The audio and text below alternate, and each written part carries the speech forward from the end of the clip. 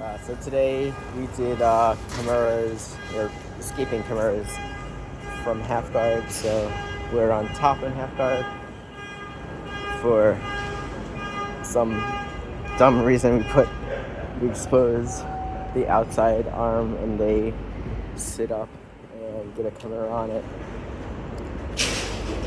So the important thing is that they are trying to pull your arm behind your back and put pressure on your shoulder. So what you want to do is bring your arm in and then also make it harder for them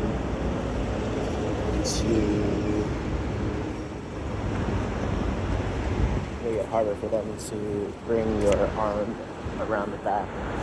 So to adjust, the first one, to adjust not getting your arm pulled back, you want to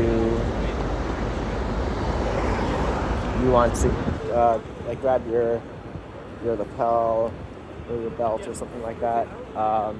Just prevent mechanically your arm getting pulled back. Second thing, you want to widen your base.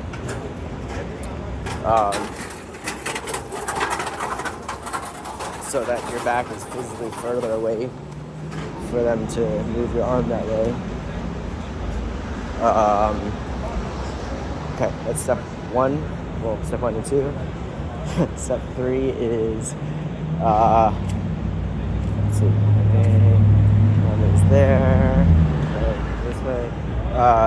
You would take your other arm and you grab your own wrist. So you, with your free hand, you grab the trapped hand's wrist and you bring it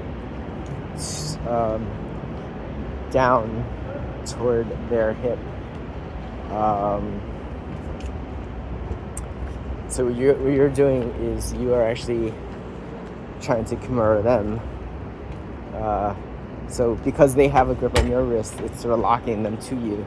So then you're taking your whole wrist, you're grabbing your wrist and moving that whole structure to an awkward position for them. So at this point, they have to let go if they are, you're on top, so you probably have more leverage and gravity's on your side, so you can move it over. And then I got a little messed up on this, but then you kind of switch the grip on them and you get a Kimura grip on their wrist. Bridget said that this is probably not a realistic option, but if they are kind of oblivious, you can do that. You probably won't finish it, but it's there. So the first most important part, as soon as you realize that this is happening, you have to bring your arm inside and widen your base so they can't bring the Kimura to their back.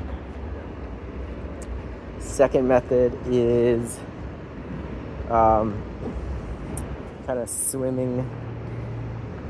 So you still broaden your base, but this time you bring the trapped arm along his neck to sort of cross face them. So you just kind of swim your hand outside of his Kimura.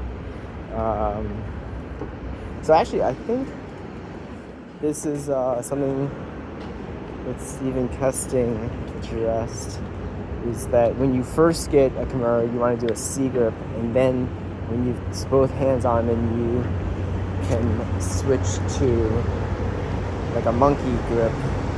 So that's with your thumb around the wrist or thumb on the same side as your fingers.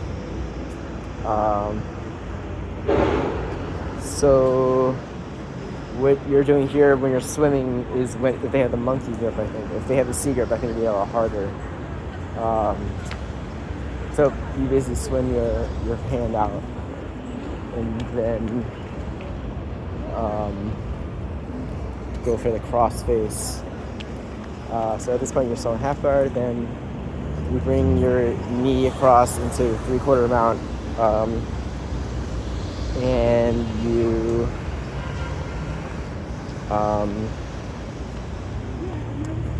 have their head in like the crook of your elbow, And then from here you can go for arm, shoulder, or head and shoulder arm body lock, head and shoulder lock, triangle, head and shoulder triangle. I think that's head and body triangle, arm and body triangle, something like that.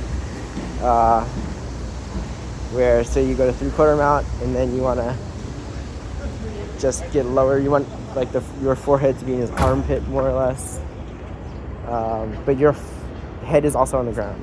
So your head's on the ground and you're also applying pressure into his sort of armpit. You want to be low on the body.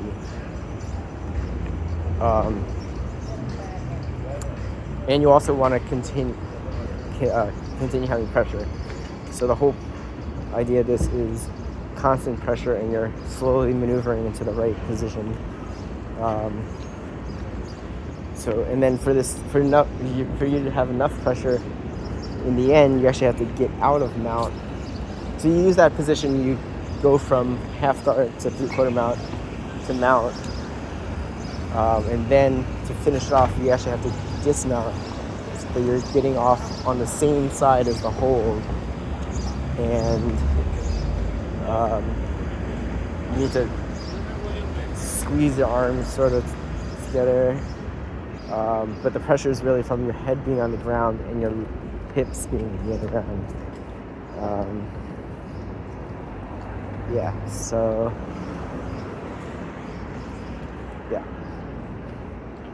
that was it. Probably not describing it very well. Yeah.